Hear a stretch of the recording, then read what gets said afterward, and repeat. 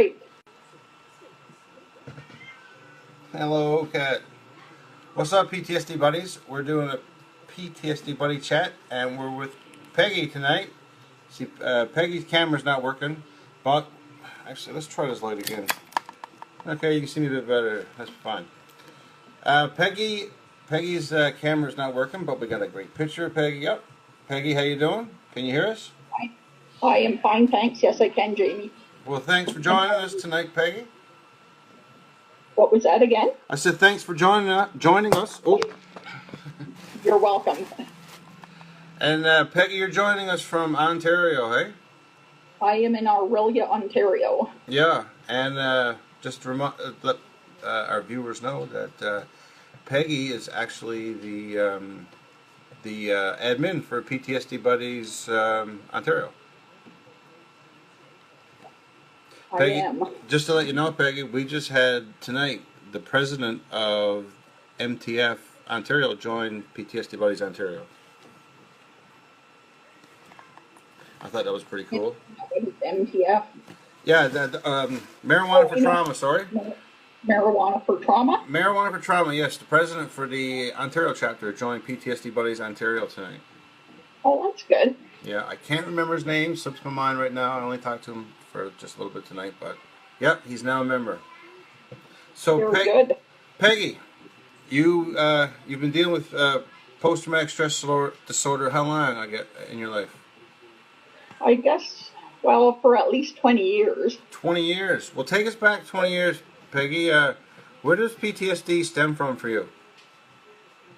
I've got a few things that have happened over the years that really contributed, I think, to my PTSD. So one of them starting when I was I can't remember my exact age, but I was really young, like probably 6, 7 years old, thereabouts.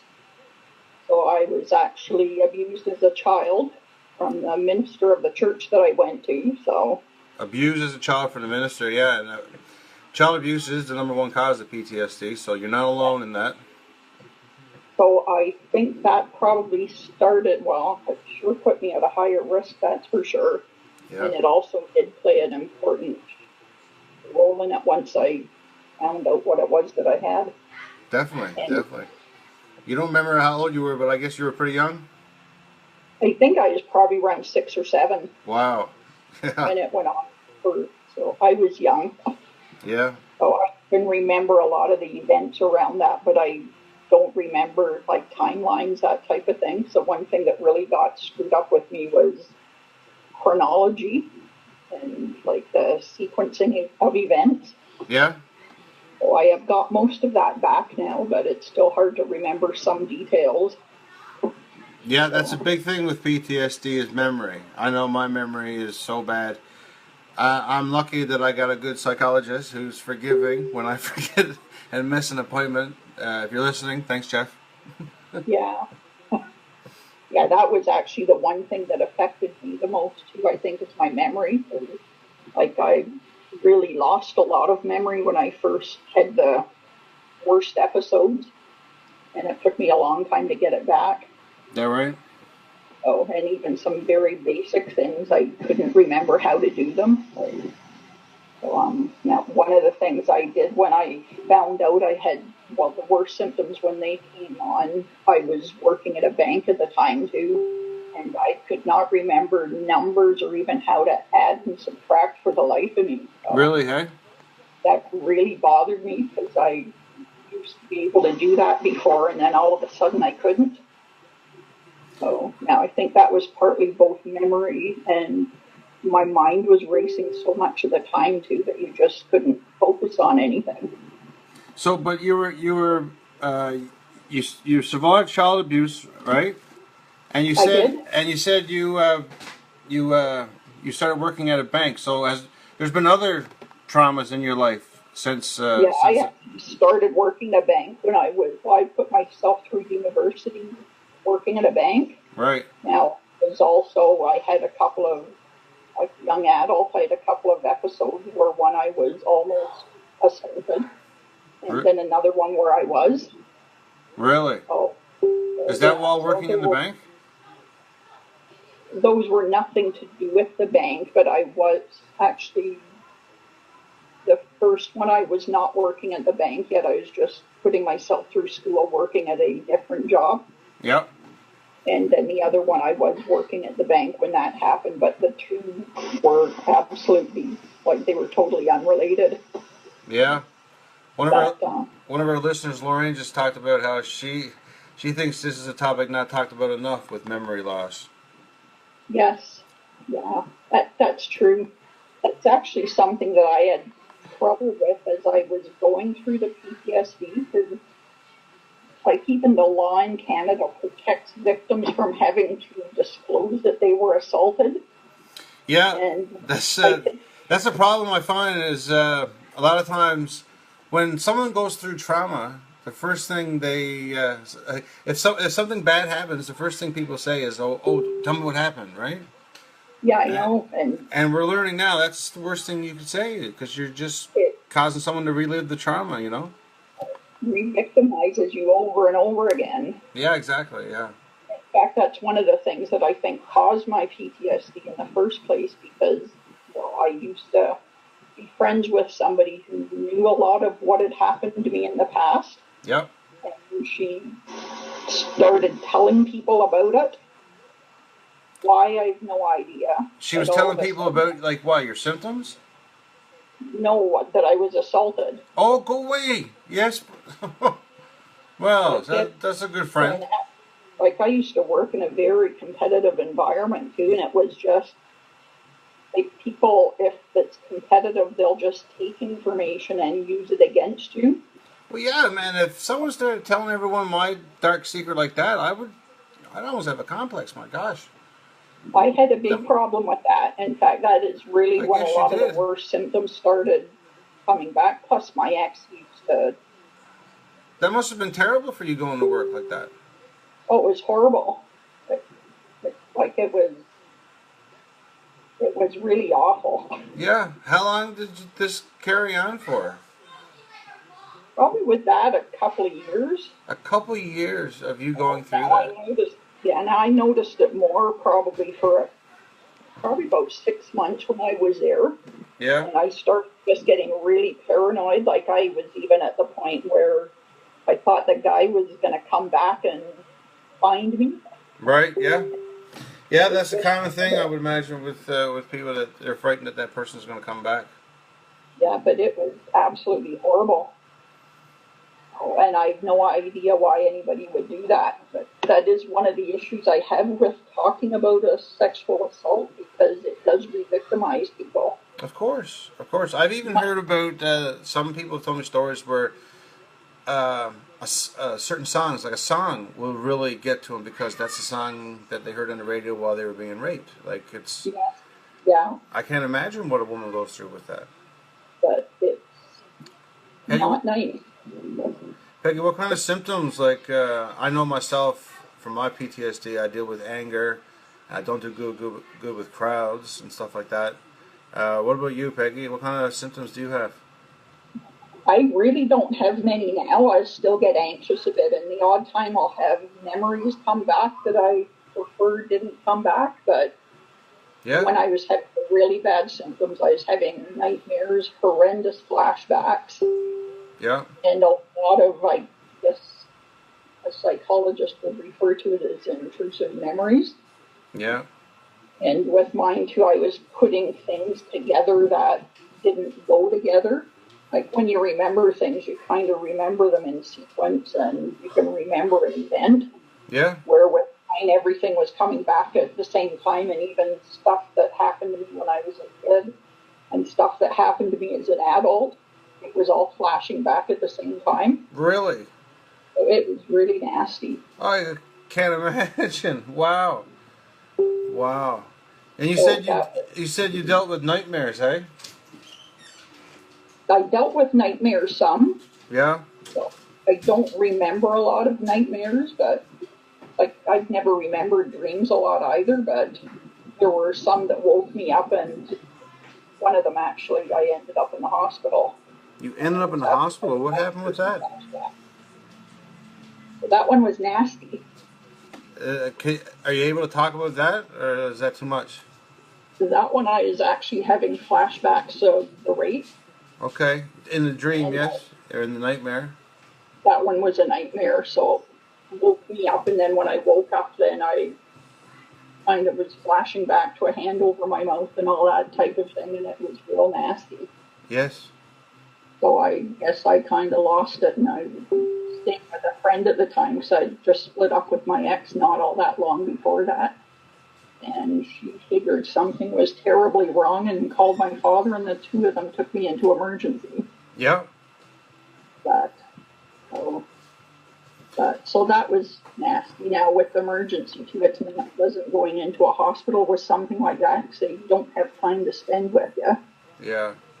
All the time I was there, I was flashing back to that plus other things. So I was just not in good shape. But No, that must have been a bad time for you.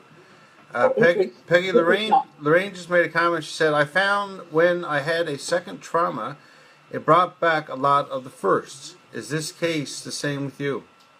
Yes. Yeah? Yeah, for sure. Yeah, I can relate a little bit to that. Go ahead, Peggy. I think with me, basically, when I was going through the really bad flashbacks and the memories, it was bringing back everything that brought up a lot of fear. So yep. I think I basically flashed back to everything in my life that had happened before that scared the crap out of me. Right, yeah. Oh, and it's really difficult when it all comes back at the same time. Yeah, I can't imagine. How did you deal with that, Peggy? For a while, I shut down. Yeah. And after that, you just kind of cope the best you can. So just try and forget. Now with PTSD, obviously you can't remember a lot of things, but I think worse than that is you can't forget a lot of things. Yeah. So some of the things, the memories were just coming back at the worst of times, and I thought I was losing my mind. Yeah. Really affecting your daily living, I guess, eh? Oh, for sure. So. Yeah. Now, the funny thing about it, I was actually only off work for a couple of weeks with that. Right. But even when I went back, I was having some trouble remembering things. And then I was still having an awful lot of memories for well, I don't know how long exactly, or probably for a couple of years when I was working, I was still having a lot of the intrusive memories. Any idea what, around what time of the, like not what time of the year, but what year this was going on? Like, was this in the 90s? Was this 2000? It was 1997. 1997. Yeah. And 97, not a lot of talk about PTSD then, hey? There was not. In fact, the first time I call it my breakdown. My therapist calls it my breakthrough. Now, I didn't go to her at the time either. I didn't start seeing her till a couple of years after that. Yeah. The first time I was off, it was August of 97, and then I thought, okay, everything's going to be fine, and I went back, and the worst of it was Thanksgiving weekend of 1997, so October. It was not pleasant. No. The only time I had heard of PTSD too is like I had uncles in the military, and like I know I'd heard of it from that. Well, yeah. Well, I grew up in the 60s and 70s. That's the first thing most people think about when you say PTSD. Yeah, back then, that was really the only time you thought something like that. It was always in relationship to military or combat. Yeah. You don't have to be a veteran to have PTSD. Anybody can get PTSD. That's for sure. Yeah. You go through some trauma, it changes you. That's it, man. You know, like. Well, Peggy, I know for me, panic attacks became a part of my life after I got PTSD. I never really knew what a panic attack or an anxiety attack was in my life until PTSD. Do you know? Is that something you ever dealt with? I found out about those a bit too. Now, I don't remember a lot of panic attacks, but I do remember having a few. Yep. Especially around that time. Now, some of the anxiety I suffered, it probably could be called panic attacks, but there were a couple in particular that I do remember. Yeah, it's hard to tell them apart sometimes. Yes, yeah. And of course, one of them was in a bank. Yeah. I In a remember bank, eh? after I was off Itchy work going nose. up and just, Itchy I don't nose. remember if I lost it and started to cry in the bank. I think I might have, but Yeah. Is banks a hell, trigger for you? I can go into a bank now, it's no problem, and I did even then. It didn't really bother me, but it does bring back memories. Yeah, it'll probably bring back alpha memories of those torturous years you went through of the, what do you call it, the gossip that went around about you. You're talking about. Oh, itchy nose. Yeah, and then I worked in the branches before that too. I was like, we had a couple of holdups at the branch I worked at. A couple of holdups. Yeah, You never. That's the first time you mentioned that. You've been through a couple. No, yeah, not one. You've been through a couple of holdups. Yeah, that's a little bit of trauma going on. yeah. And then another branch, I went and helped out a friend. They had a bomb threat in their branch, so And then I you went went to through help them bottom because their threat. spouses Right. wouldn't let any of them go into work. But so we had that to deal with. So banking is not as common job as some people think it may be. No, no, I guess not. And this was all in Ontario. This was all in Ontario. Yeah. Yeah. Hey, do you remember your first panic attack? I think it probably was when I was, after I had the breakdown, I went into a bank to do something. Yeah. And I think the teller asked me something about did I want to go and work or use the instant teller machine instead of going to a person. And I couldn't deal with that. So I think I started to cry and everything and was all upset. I wanted a real person instead of a machine. And it was just a big mess. Yeah. I think that was the first time where I really panicked and lost control of myself. Well, you know what? I think everyone can understand why you're triggered at a bank. You know, you've had some ugly dealings with some employees, and you've had some holdups and a bomb threat. Yeah, that's enough. That's enough to give anybody post-traumatic stress disorder, especially going into a bank. Yeah, I really like internet banking. Yeah, the internet banking. Yeah. Well, that's why PTSD Buddies is so great. It's not only that we got great members, it's all online. You can just you can find support by staying in your house, right? Yes, yeah. Yeah. Now, you had mentioned before too that you had a panic attack in a grocery store, and I have too. Yeah, my first panic attack was in a grocery store. Actually, I've come to learn that a lot of people's first panic attacks happen in a grocery store. Yeah. What is it about a grocery store, Peggy, that causes people with PTSD to panic? Any idea? I think a lot of mine too. I was trying so hard at that time to get my memory back, and I remember in the grocery store even thinking I was glad I did. Mine was in particular going near the dairy products. Right. And I just remembered, I was trying to remember everything I learned at school too for some reason. So, and I took French, and I remember having I guess you'd call it a panic attack. Yeah. Looking at these, thanking God that they didn't have râpé on the cheese and they had fromage instead. Yeah. Because it was just even things you didn't see were scaring me. Yeah. It was bringing back all sorts of memories that I didn't want to remember anymore. Of course, yeah. Yeah. I can understand that. So you feel really, I know I felt pretty silly though, because you can't finish your shopping. You just get out of there as fast as you can. But I haven't had that for a while though, so I'm pretty good with that. Yeah. We got one here. Brittany said her first panic attack was at a grocery store also. She thought she was having a heart attack, and she actually passed out and woke up in a hospital. I can relate to Brittany because I told you, Peggy, my first panic attack was in a grocery store. I remember my heart was beating like really fast, and then I couldn't breathe, man. It was like I couldn't get any air in, and I passed out. I was in a grocery store with a grocery cart full of groceries, and I passed out and fell right into some honeycomb cereal. And I still today thank God that I landed in honeycombs and not on some Chef Boyardee canned food, because I probably would have busted myself open.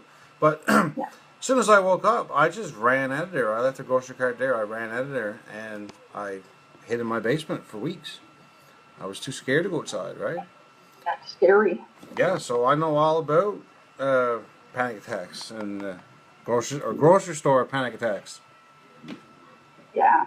Yeah, my panic attacks, they were more related to places I went. Yeah? Like bank being one of them, grocery store being another one. And then I remember almost having one, but I think I just shut down when I went into a church. Yeah, a church? That really triggered me as well. What was it about a church that triggered you? There's two of them that I remember going into two different churches. I went to speak to a therapist, and he took me into the study of the church just to pick something up. We didn't stay there. I was going to say, because I remember why you told me the church is a trigger for you. I was just wondering why you had to go back there. That one I was just meeting him, and it just happened to be at the church, which I knew I was meeting him at the church, and that didn't bother me. But when we went into the study to pick something up, I almost froze, and that's because a lot of the assault when I was younger, it happened in the church study. Okay, yeah, it really hit home for you. Once and only once. Well, you know what? That's totally understandable. I mean, yes, you're getting triggered, but the places you're going is almost like you're really coming close to reliving the trauma. So I'd almost be raising one eyebrow if you weren't being triggered, right? Yeah, a lot of that now I don't go to church. I can go into a church now and not get triggered. Yeah. But I tend not to go. I prefer trying to stay away, but it's something I can do now. But back then I certainly couldn't. Right. Then I remember one other time going into a church. At the time too, I was trying to do things that I thought I should be able to face all of the stuff in the past, and I thought I was being like really not stupid, but like kind of weak, not being able to face them because I had gone through them so many years beforehand, and they had never bothered me up until then. Yeah. Like that was like 30, 40 years after, and I was kind of thinking like, why now? Yeah. So I would go to some of those places to try and kind of toughen myself up to kind of prove to myself that it wasn't happening now, so you don't have anything to be afraid of. Right, but right. It didn't always work. No, it doesn't, no. Peggy, got a question for you. Brittany would like to know, how long did it take you to identify your triggers? It's been 3.5, almost 4 years for her, and I only have some that I have identified. I knew most of mine fairly quickly because all of my memories and the really bad stuff came back really fast. Right. I knew what they were, but it took me probably years to learn how to cope with them. Yeah. And to recognize that they were certain places that were triggering me. Yeah. So I think I knew them probably fairly quickly, but it took me, I'd say, probably 5-6 years to actually deal with some of them so I could go back to places like that without... Yeah, it's hard. It's hard to know your trigger until it actually happens to you. Yeah. Right? So you're not going to know all your triggers until you live them all at least once again. Yeah. Yeah. Peggy, you spent 20 years dealing with PTSD. Can you? Is there anything you can accredit you dealing with it to? A lot of it was the therapy I went through, and I think part of it too is my immediate family gave me a lot of support. Well, can I ask what kind of therapy? Psychologist, psychiatrist, social worker? Psychologist. Psychologist, okay. Yeah, she was very good. So I did a lot of talk therapy with her, and then EMDR as well, going through some of the really tough stuff. Yep. Oh, and she's actually been very good too. She knows I'm writing my memoirs and that type of thing, so she's been really good giving advice. Right on. I had such a hard time starting them. I've always wanted to write it, but I was afraid to. Yeah, that's the next thing I wanted to know. Tell our listeners a little bit about your manuscript you've been working on. Basically, what I'm writing is it's a lot of my history, my background history as far as my family goes, and like even the origins of my family. Yep. And some of my background and what I guess I could say caused the PTSD in the first place. Yep. Including the assaults. Now, a lot of what I've written as well was, I've always been very philosophical, and I took philosophy and political science and all that type of thing in university and history. So I've dealt a lot of, or put a lot into my thought process at the time. Right. So I've written a lot about that and some of the thought patterns that I was having when I was going through the PTSD. Yeah. And some of them are pretty scary. I bet it is. I bet it is. Any chance did you ever think of publishing it? I've thought of it, and I may publish a version of it if I can at some point in time. Right on. There's parts of it that I don't want out there because, well, for one thing, they're kind of gross. Yeah. And I don't think people need to read that stuff. No. Love to see a little piece or even a little teaser stuck on our PTSD Buddy wall sometime. Yes. I think I have actually put a few paragraphs up every here and then. Really? I missed it. Sometimes when you see things that might look like a quote from me, it might actually be part of what I've written. I'll note it next time if I do. Yes, you should. Yes. I know I like to see it. Well, Peggy, what's next for you? What's my throat? What's next for Peggy? I'm going through my book. I've actually written pretty much the first draft. Yeah. I was trying to do it in 3 parts, so I'm going to start revising it because I actually read it through myself for the first time. When was I off? Last week? So within the last couple of months is the first time I've read it back from start to finish. Yeah. I actually found it easier to write it than to read it back to myself. Okay. So I want to go through that and put it out in some type of a version that people can read. Yep.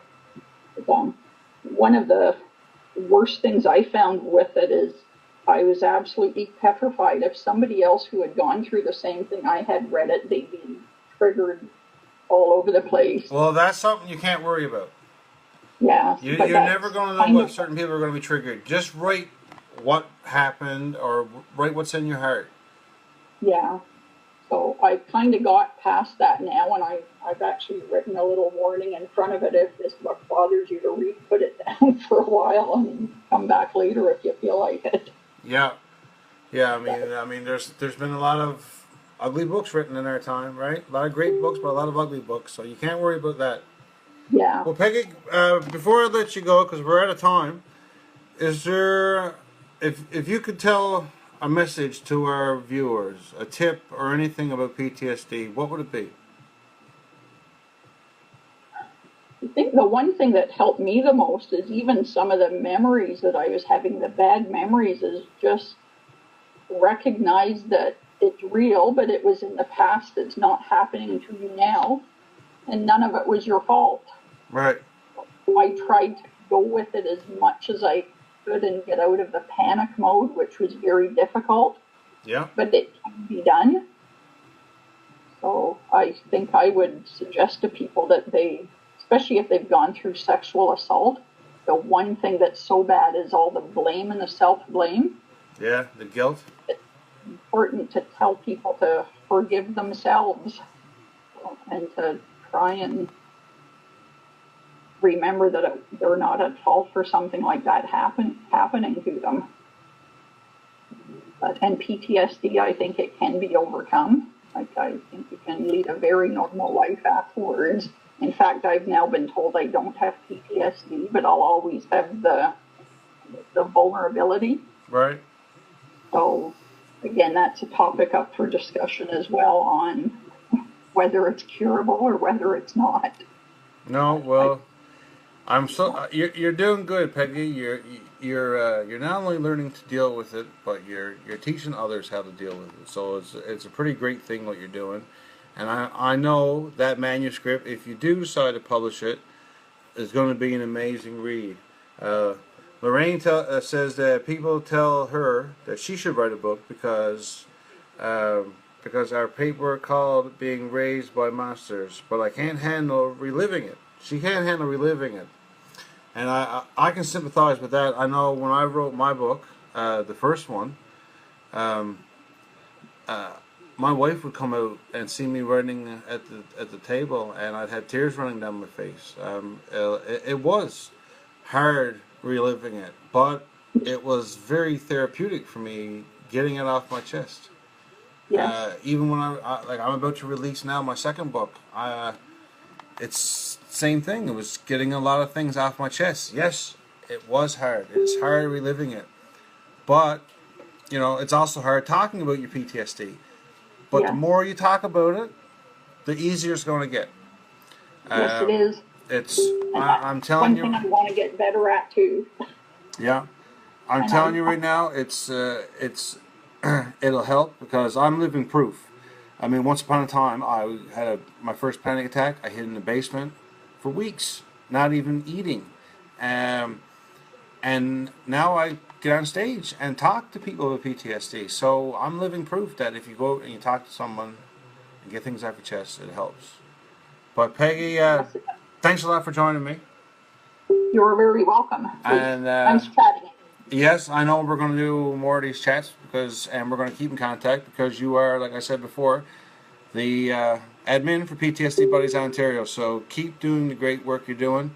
Peggy, anything you can tell us about the meetings that you've been planning for PTSD Buddies in Barrie? In Barrie, I haven't had a few for a couple of months now. I'm going to try a few in Aurelia. Oh, that's right. I forgot. You told me that, yes. Aurelia, and I'm going to have another one probably in Barrie in mid-September. Yep. So I'm going to try and have some in both places. So the Aurelia one will be an evening meeting. You're a busy lady. Or we've got a couple of Thursday evenings. And then the Barrie one, it's usually on a Saturday, Sunday. Yep. So a little bit further away. Wonderful. But not too far. Well, keep up the great work, and we'll keep staying in touch, Peggy. You take care now. Thanks, and you too. All right, see ya. Good night, everybody. Bye. See ya. Bye. All right, I'll just do this. All right, guys, so that's it for PTSD Buddies. Thanks, Peggy, for joining me tonight. Don't forget, guys, to leave comments below, and don't forget to subscribe to our YouTube channel, because the more people that subscribe, the more videos we can make. And if you want to have a chat with me, just send me a private message on Facebook, and we'll do it up. All right, take care.